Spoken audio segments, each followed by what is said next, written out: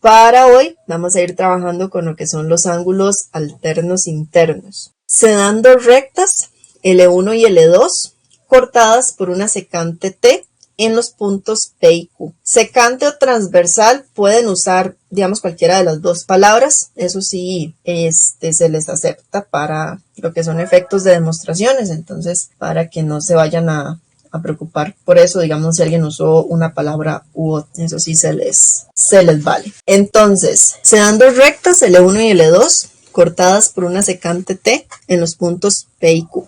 Sea A un punto de L1 y B un punto de L2, tal que A y B están en lados opuestos de T, de la transversal. Entonces, el ángulo APQ, que es este de aquí arriba, y el ángulo PQB, que es este de aquí, son alternos internos. Entonces, alternos internos son que estén en medio de las dos rectas y que se ubiquen a lados diferentes de la transversal. Vean que el hecho de que sean ángulos alternos internos no implica que las rectas sean paralelas. Aquí en ningún momento nos están diciendo eso. Entonces, para que sí tengan cuidado cuando utilizan este tipo de definiciones. Tenemos un teoremita. Si dos rectas son cortadas por una secante y si dos ángulos alternos internos son congruentes, entonces los otros dos ángulos alternos internos son también congruentes. Tenemos otro teorema. Este se llama el teorema AIP, digamos que es alternos internos y paralelas. Este teorema lo que nos dice es que se dan dos rectas cortadas por una secante. Si dos ángulos alternos internos son congruentes, entonces las rectas son paralelas. Otra cosa que no les dije, tienen que aprender a ver la dirección del teorema. Vean que este teorema nos dice que si los ángulos son congruentes, las rectas son paralelas. O sea, si yo sé que los ángulos son congruentes y quiero concluir que las rectas son paralelas, puedo usar este teorema. Pero si yo tengo que las rectas son paralelas, no puedo usar este mismo teorema para decir que los ángulos van a ser congruentes, porque más bien sería el recíproco. Entonces, ahí para que tengan cuidado con las direcciones en las que los utilizan. Que fue un error que vi en la tarea también. Creo que lo usaron con los ángulos correspondientes, si no me equivoco, que dijeron que las rectas son paralelas, entonces los ángulos correspondientes son congruentes. Eso es cierto. Lo que pasa es que para efectos de la tarea lo ocupaban al revés. Ocupaban decir que los ángulos correspondientes eran congruentes, entonces que las rectas iban a ser paralelas. Entonces, vamos a demostrar este teorema. Dice que se dan dos rectas cortadas por una secante. Si dos ángulos alternos internos son congruentes, entonces las rectas son paralelas. Entonces, vamos a ver. Vamos a darnos unas rectas. Vamos a decir, sean L1 y L2 rectas. Rectas cualesquiera. Yo no voy a decir que son rectas paralelas ni nada, porque eso es lo que quiero demostrar. Entonces, sean L1 y L2 rectas cualesquiera. No es necesario escribir esto del cualesquiera, pero si ustedes quieren ser más claros, lo pueden poner así. IT, aquí le pusieron secante. Ok, entonces IT, la secante o la transversal que interseca a L1 y L2. Vamos a ponerle nombre a esos puntillos. Vamos a decir que P y Q respectivamente. Ahorita hacemos el dibujo para que se guíen un poquito también. Vamos a suponer también que dos ángulos alternos internos son congruentes. ¿Por qué lo podemos suponer? Porque me están diciendo sí, entonces. El sí yo lo puedo usar como dat. El entonces es lo que quiero demostrar. Entonces vamos a decir, suponga que dos ángulos alternos internos son congruentes. Estos son los datos que yo tengo. Igual esto lo podríamos haber hecho con tabla. Entonces ahí ustedes escogen. Si ustedes lo hacen con tabla, ustedes ponen L1 y L2 rectas cualesquiera y T la secante. ¿Por qué? Dat. Dos ángulos alternos internos son congruentes. ¿Por qué? Dat o hipótesis. Y entonces ya después de esto, ya aquí escribimos nuestras hipótesis, ahora vamos a empezar a demostrar qué es lo que queremos demostrar. Queremos demostrar, esto tampoco es necesario que lo pongan, pero pues ayuda a guiarse. Hay que mostrar que las rectas son paralelas. Entonces, que L1 es paralelo a L2. Entonces ahora sí, vamos a hacer un dibujo para guiarnos un poquito con lo que tenemos. Tenemos estas dos rectas ahí, tenemos otra que las atraviesa, entonces vamos a decir que esta recta es L1, que esta recta es L2 y que esta recta es T. Entonces, a L1 la va a intersecar en un punto P y a L2 la va a intersecar en un punto Q. Tenemos que dos ángulos alternos internos son congruentes, o sea, ustedes escogen cuál pareja de alternos internos. Por ejemplo, yo voy a decir que este de aquí y este de aquí, que serían los alternos internos, son congruentes. Entonces, este es congruente con este. ¿Qué es lo que yo quiero demostrar? Yo quiero demostrar que estas dos rectas son paralelas. Este simbolito a veces se utiliza para demostrar paralelismo. Entonces, aunque yo aquí el dibujo lo hice así como si fueran paralelas o casi paralelas, yo necesito justificarlo, ¿verdad? Yo nada más me lo estoy haciendo así pues para guiarme con lo que yo tengo y con lo que quiero llegar. Entonces, por el teorema anterior, vean que el teorema que acabamos de ver nos dijo que si dos ángulos alternos internos son congruentes, entonces los otros dos también van a ser congruentes. Entonces, por el teorema anterior, el otro par de ángulos alternos internos también van a ser congruentes. Y parece que dice internos.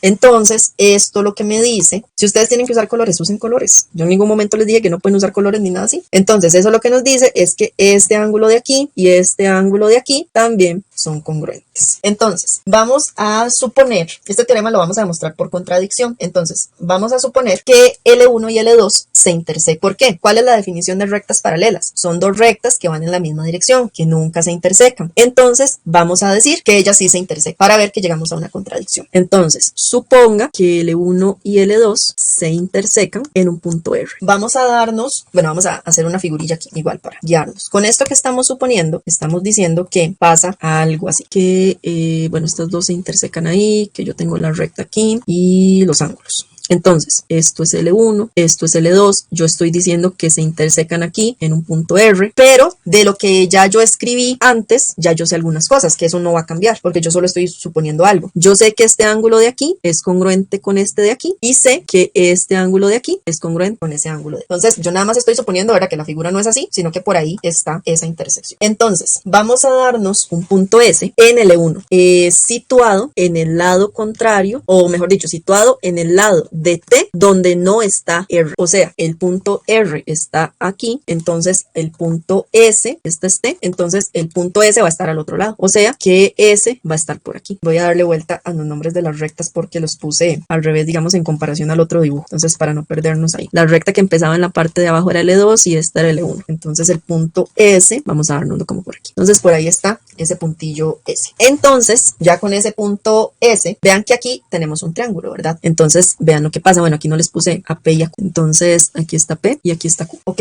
entonces, el ángulo SPQ sería este ángulo verde de aquí arriba, es externo del triángulo PQR, que es el triangulillo que se está formando ahí. Y el PQR, o sea, este verde de aquí abajo, es un ángulo interno no continuo del SP, porque vean que el SPQ es este verde de aquí arriba y el otro es este verde de aquí abajo. Entonces, es un ángulo interno que no está a la par de él. Ahora, habíamos visto el teorema del ángulo externo. Recuerden que el teorema del ángulo externo, mejor dicho, nos decía que el ángulo externo mide más que los ángulos internos no contiguos. Entonces, eso significaría que el SPQ, es más grande que el PQR, que es este verde. Pero eso es una contradicción, porque ya nosotros habíamos dicho que estos dos ángulos eran congruentes. De hecho, eso fue como la hipótesis de la que nosotros partimos. ¿Por qué usamos la otra pareja de ángulos que también iban a ser congruentes? Para que fuera como fuera, que construyéramos la figura, eso se cumple. Entonces, eso también era ahí como un poquitito de formalidad. Entonces, bueno, ya vamos a eso. Entonces, por el teorema del ángulo externo, que ya sabemos lo que nos dice, el ángulo SPQ va a medir más que el ángulo PQR. Voy a ponerle aquí para que no confundan los ángulos con los piquitos de mayor, menor o igual. Entonces, acá tenemos la contradicción. ¿Por qué hay una contradicción? Porque,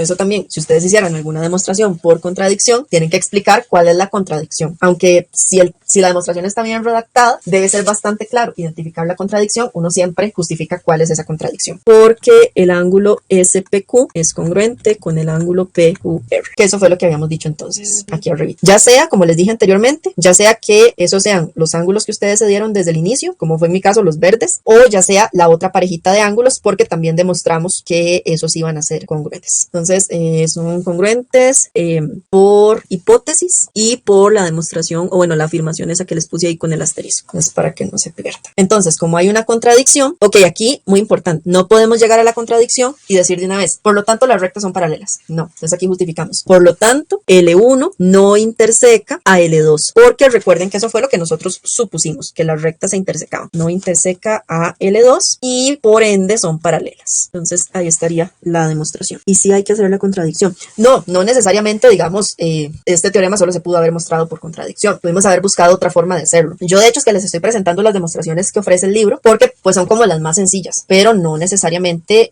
ustedes tienen que usar la demostración por contradicción, porque yo sé que la demostración por contradicción sí es como más compleja, porque hay que saber qué es lo que me sirve afirmar para que después se me contradiga. Entonces, esta sí es como más complicadilla, pero digamos, pues sí es necesario que ustedes sepan, ¿verdad?, que la demostración por contradicción existe. Y entonces ahí estaría la demostración de esto. De hecho, yo como recomendación les diría que en el examen no hagan demostración por contradicción. Ya si en algún momento yo les pongo un ejercicio donde es más fácil hacerlo por contradicción, yo ahí les pondría como sugerencia, hágalo por contradicción. Pero eso no explica, perdón, eso no implica que la tengan que usar. Si yo les doy como sugerencia, úsenla, no es obligatorio, úsenla. Simplemente yo les estoy dando un camino un poco más sencillo, ¿verdad? No es obligatorio pues que lo hagan. Vamos a ver, dice el compañero, échese otra demostración para esa misma sin contradicción. Ok, hay una demostración, déjenme ver si ya vimos ese teorema. Ese teorema lo usaron en la tarea, y yo no sé si ya lo habíamos visto. Vamos a ver. Este teorema, que no lo hemos visto, lo usaron en la tarea y nos podría servir para demostrar este ejercicio. No se hace así porque pues no hemos visto el teorema, pero vean que el teorema lo que dice es que si dos ángulos correspondientes son congruentes, entonces las rectas son paralelas. La definición de ángulos correspondientes, en términos simples, es que estén al mismo lado de la transversal y uno por dentro y otro por fuera de las paralelas. Otra forma de demostrar ese teorema sería utilizando el teorema que vamos a ver más adelante. Entonces nos damos las rectas. Entonces igual tenemos una recta L1 y una recta L2 y tenemos una transversal. El teorema, por hipótesis, lo que nos dice es que las rectas están cortadas y que dos ángulos alternos internos son congruentes. Entonces lo mismo, tenemos eso y tenemos que,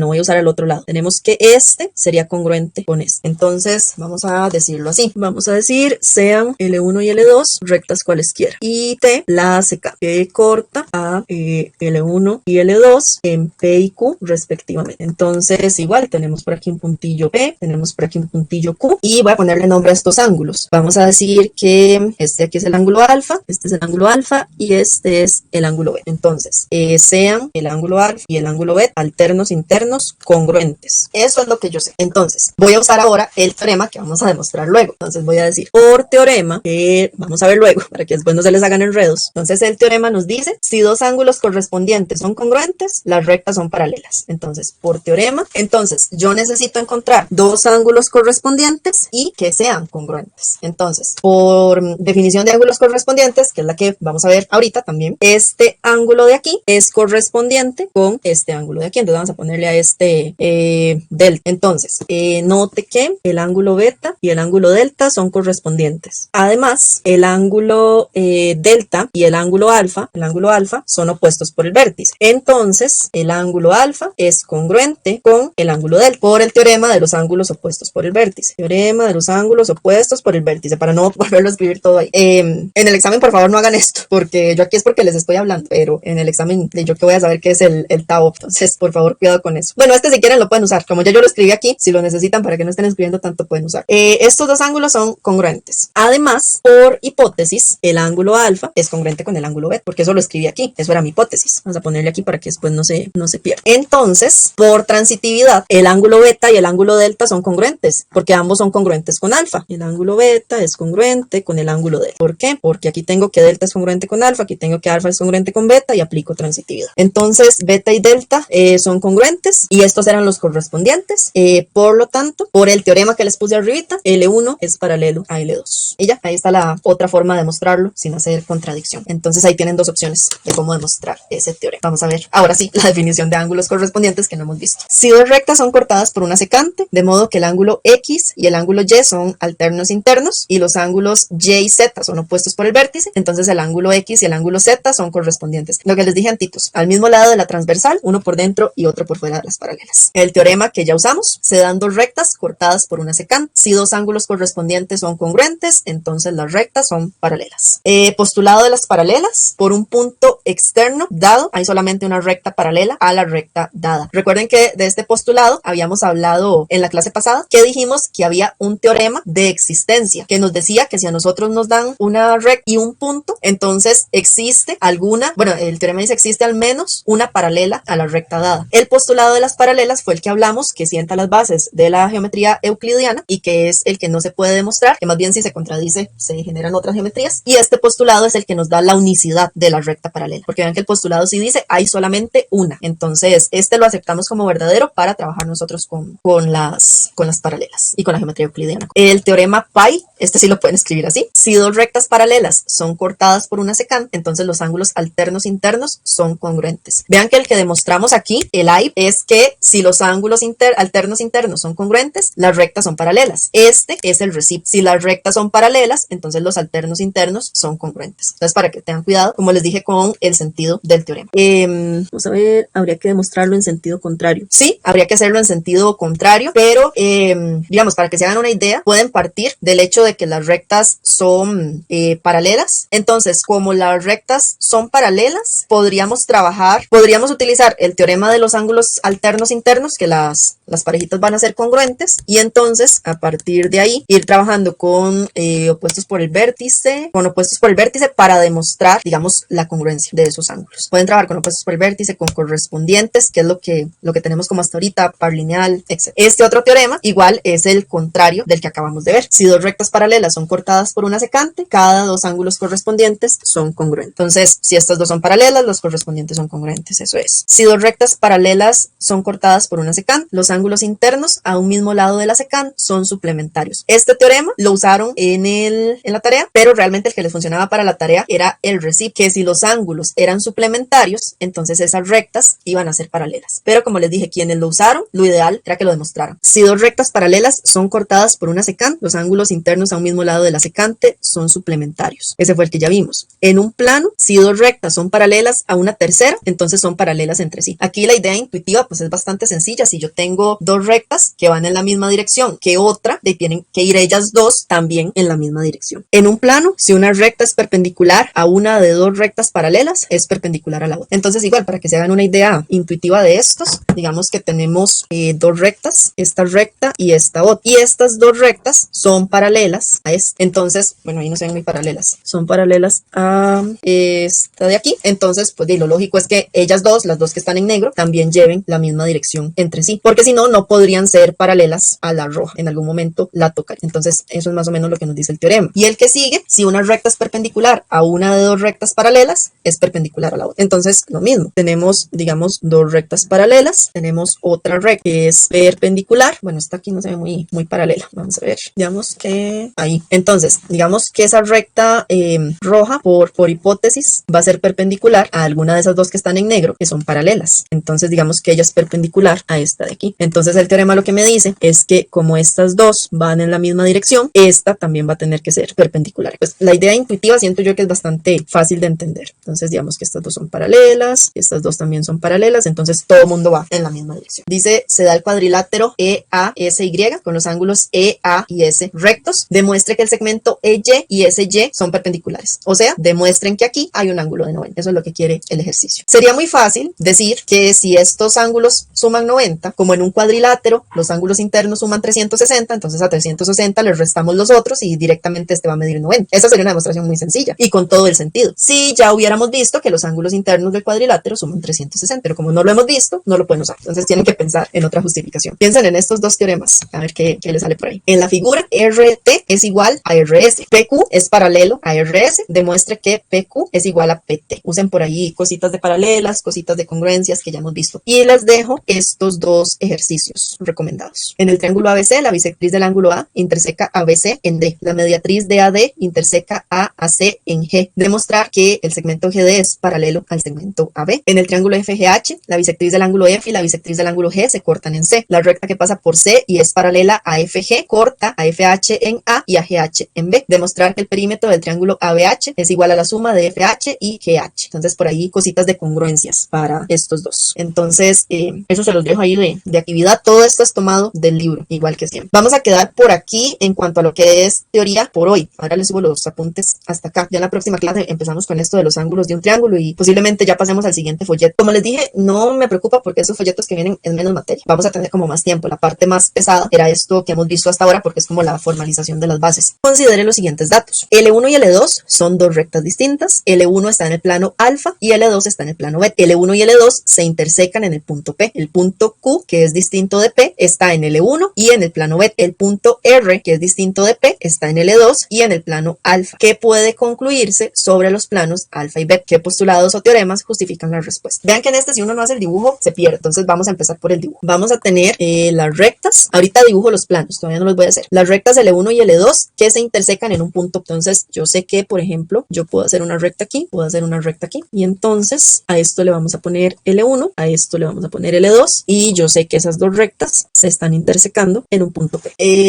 Dice que el punto Q es un punto distinto de P, que está en L1 y en beta. Entonces, bueno, ya me voy a dar los planos. El plano alfa es el plano que contiene a L1. Entonces, digamos que el plano alfa va a ser esto. Obviamente ahí se extiende infinitamente. Y L2 está en el plano beta. Entonces, digamos que el plano beta es esto, que igual ahí se extiende infinitamente. ¿Por qué yo estoy asegurando que los planos se intersecan? Porque las rectas se están intersecando. Entonces, si las rectas se están intersecando, en algún momento los planos se van a intersecar. Yo concluí que alfa y beta son el mismo plano. Por ahí va.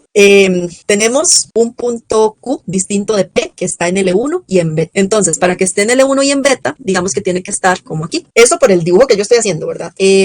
Tenemos un punto R distinto de P también que está en L2 y en alfa. Entonces, para que esté en L2 y en alfa, tiene que estar aquí. Pero recuerden que alfa es el plano amarillo, que de hecho eso no se lo puse, ya se lo voy a poner. Este se llama R. Entonces el plano amarillo es alfa y este es beta. Ya, ahí está la construcción que nos están dando. Vean que para que esta condición se cumpla, que el punto Q esté en L1 y en beta y que el punto R esté en L2 y en alfa, ¿dónde tuve que dibujar yo los puntos? En la intersección de esos dos planos. Si yo lo hubiera dibujado, por ejemplo, aquí, ya nos estaría cumpliendo que el punto también tiene que estar en alfa. Entonces, como estos puntos pueden ser un punto cualesquiera de la recta y las rectas se extienden indefinidamente, nosotros necesitamos que la intersección de esos dos planos también se extienda indefinidamente. Como una intersección se extiende indefinidamente, solo si los objetos son el mismo. Porque recuerden que la intersección es lo que tienen en común dos conjuntos. Entonces, para que eso se pueda cumplir para un punto cualquiera, es porque ambos conjuntos tienen que ser el mismo. Entonces, sí, excelente compañero que concluyó que tenía que ser el mismo plano, porque justamente esa es la respuesta. Teoremitas que podían utilizar. Dadas dos rectas que se intersecan, hay exactamente un plano que las contiene. Ahí está. Ahí estaba la demostración, digamos, de la forma más directa. Bueno, la demostración no, la justificación. ¿Qué más podían usar? Tres puntos cualesquiera están al menos en un plano. Bueno, no, esto es la definición del postulado del plano. Si una recta interseca un plano que no la contiene, entonces la intersección contiene un solo punto. Este lo podían haber utilizado tal vez como para justificar lo del punto Q y lo del punto R, pero eso no era como tan necesario justificarlo. Digamos que aquí la base era esta. Dadas dos rectas que se intersecan, hay exactamente un plano que las contiene. Aquí les voy a poner como la explicación. Entonces podemos decir que para que la condición se cumpla, yo aquí lo estoy haciendo como muy explicado, ¿verdad? No tan demostrativo. Pero aquí en ningún lado decía demuestra, nada más que se puede concluir. Entonces, para que la condición se cumpla, tanto Q como R deben estar en alfa intersección beta. Como las rectas se extienden infinitamente y los puntos pueden ser cualquiera, entonces necesitamos que la intersección de esos planos sea infinita. Esto es una forma como muy coloquial de decirlo, ¿verdad? Pero aquí es para que me entiendan la idea. Entonces necesitamos que esa intersección sea infinita. Eso solo sucede si alfa y beta son el mismo plano. Es la única forma de que tengan todo en común. Ahí estaría la conclusión de ese. Una recta es un conjunto convexo. Recuerden que habíamos hablado que los conjuntos convexos son aquellos en los que yo puedo tomar dos puntos cualesquiera y unirlos, y el segmento que los une está completamente metido en el conjunto. Entonces, por ejemplo, yo me voy a dar una recta, digamos esa. Entonces, yo me voy a dar una recta ahí, cualquiera. Vean que si yo tomo dos puntos, digamos que yo tomo este punto de aquí y tomo este punto de aquí, el segmento que los une es este segmento de aquí, y este segmento está contenido dentro de la recta. Si yo tomo este punto de aquí y este de aquí, el segmento que los une está completamente contenido dentro de la recta, y eso va a pasar para cualquier par de puntos que yo me dé. Por lo tanto, la recta sí es un conjunto convexo. Igual ahí no les voy a escribir mucho, nada más aquí era responder, no era tanto, pues sí justificar obviamente, pero aquí la justificación puede ser esa, que para cualquier par de puntos que yo tome, si yo los uno, como son puntos de la recta, entonces el segmento va a estar contenido en la recta. Si le quitamos un punto a un plano, sigue siendo un conjunto convexo. Imaginémonos que tenemos un plano. El plano ya sabemos que se extiende infinitamente en todas las direcciones. Digamos que eso es un plano muy feo, pero un plano. Y entonces yo vengo y le quito este puntillo de aquí, un plano amorfo. Exactamente.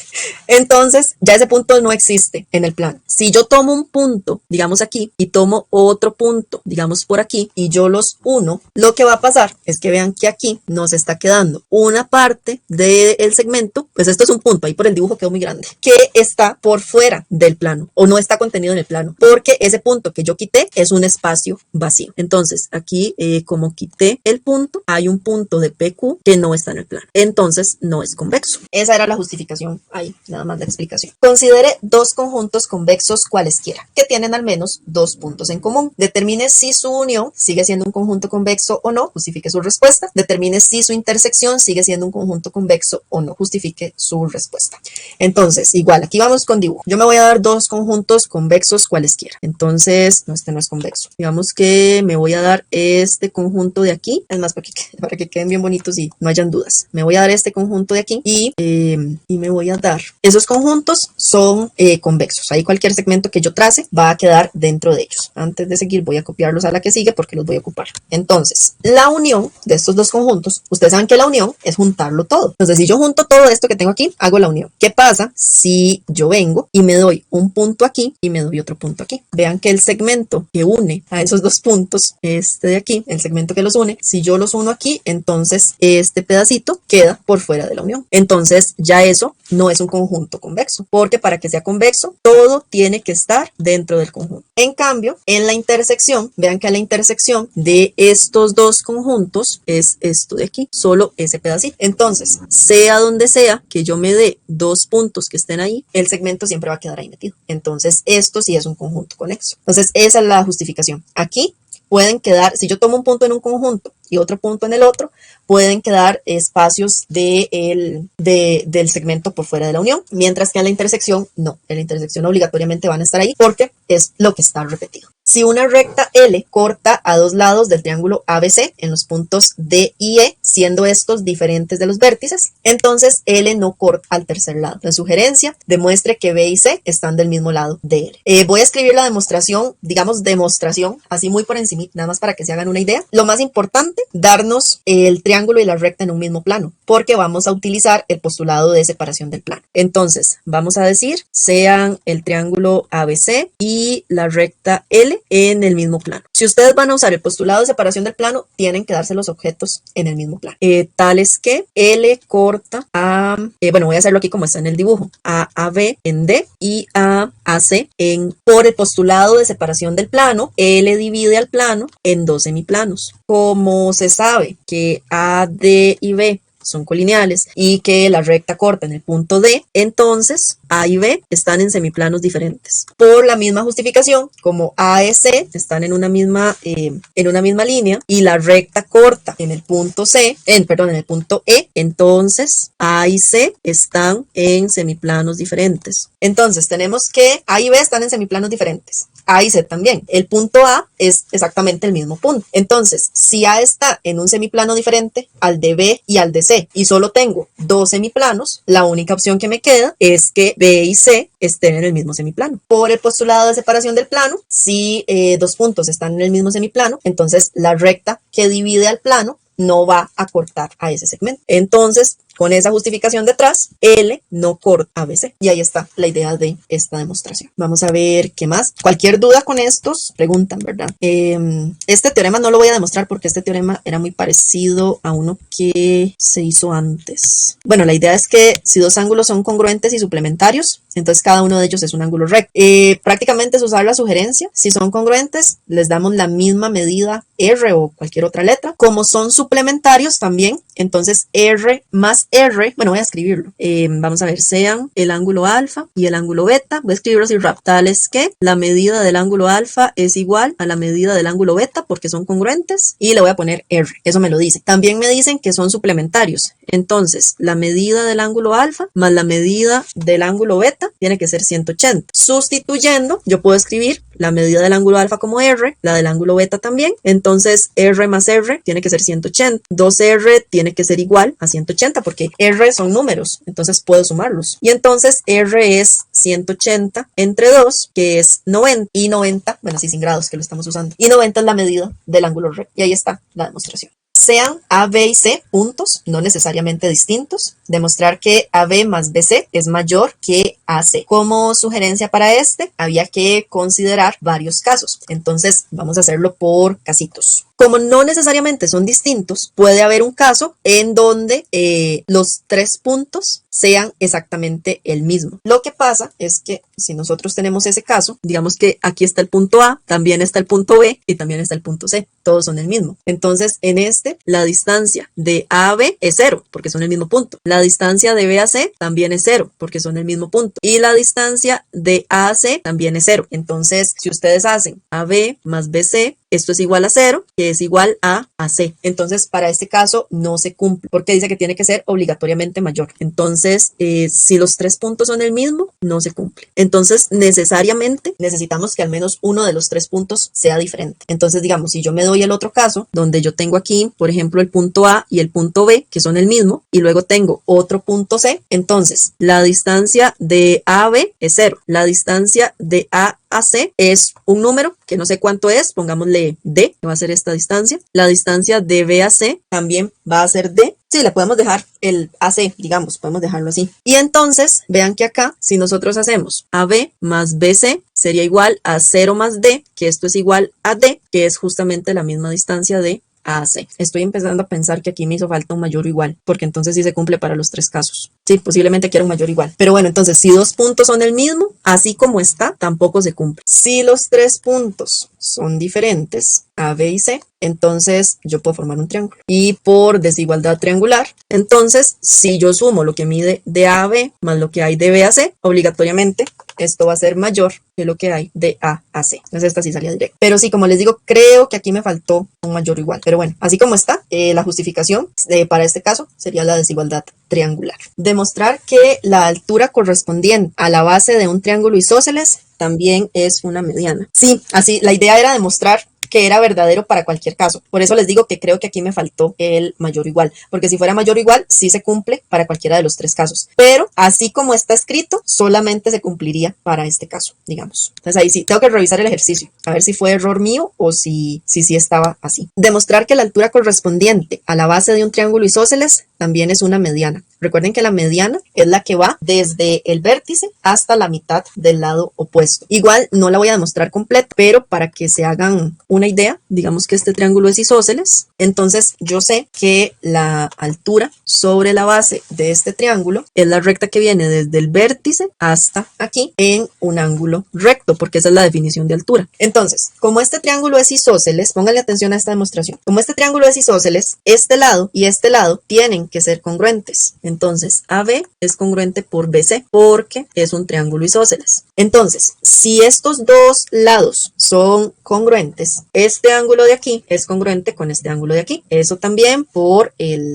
triángulo isósceles. Entonces, el ángulo A es congruente con el ángulo C. ¿Qué es lo que yo quiero demostrar? Como yo quiero demostrar que esto es una mediana, digamos que aquí hay un punto D, entonces hay que mostrar que AD mide lo mismo que DC, o sea que D es el punto medio de este segmento. Entonces, este ángulo de aquí también va a medir 90. Yo sé que este mide 90 porque yo sé que BD es una altura. Entonces, ella cae perpendicular, yo tengo ángulos de 90 a cada lado. Si yo tengo este ángulo congruente en ambos triángulos, vean que aquí se forma, digamos, un triángulo a este lado y se forma otro triángulo a este lado. Entonces, si yo tengo estos ángulos de 90, tengo estos otros dos ángulos que estaban en anaranjado, que son congruentes, yo puedo decir que estos ángulos de aquí también son congruentes. Entonces, esto es una correspondencia ángulo, ángulo, ángulo. Entonces, tengo una correspondencia ángulo, ángulo, ángulo. ¿Eso qué me dice? Había un postulado que me dice que esta correspondencia siempre es una congruencia. Entonces, yo sé que el triángulo ABD va a ser congruente con el triángulo CBD. Vean que aquí lo estoy haciendo muy por encima, ¿verdad? Pero es para que se hagan una idea. ¿Qué quería demostrar yo? Que AD es igual a DC. AD son los extremos. AD son los extremos, CD son los extremos. Recuerden que yo me guío por parejitas. Entonces, AD es congruente con CD. Y ahí estaría la, de lo que llevamos estudiando hasta ahora, ¿verdad? Que aún no se ha dicho nada de que la suma de los ángulos internos de todo triángulo siempre hará como resultado 180. No hemos demostrado eso, pero si lo tuvieran que utilizar, lo podrían demostrar porque ya sabemos que, bueno, ningún triángulo tiene dos ángulos rectos. Sabemos que este ángulo de 90 tiene que medir más de lo que miden estos dos. Y usando congruencias, podríamos llegar a la conclusión de que si yo tengo un ángulo de 90, bueno, creo que eso sí lo demostramos ya, que si nosotros tenemos un ángulo de 90, los otros dos ángulos son complementarios. Entonces, ya con eso, llegaríamos a que estos tres tienen que sumar 180. Entonces lo podríamos demostrar para el caso específico de estos triángulos. No sé si pueden utilizar ese hecho, digamos, justificándolo un poquito. Vamos a ver demostrar que las alturas de un triángulo equilátero son congruentes. En lo que pueden hacer es que como el triángulo es equilátero, todos los lados van a medir lo mismo. Entonces, cuando ustedes tracen las alturas, pueden usar esta idea. Recuerden que el triángulo equilátero es un caso especial del triángulo isósceles, porque el triángulo isósceles es aquel que tiene al menos dos de sus lados congruentes. En el triángulo equilátero tenemos los tres lados congruentes, entonces es un caso específico. Pueden usar esto para demostrar que las alturas son medianas, entonces aplica para las tres alturas y a partir de ahí pueden usar congruencias para sacar que miden lo mismo.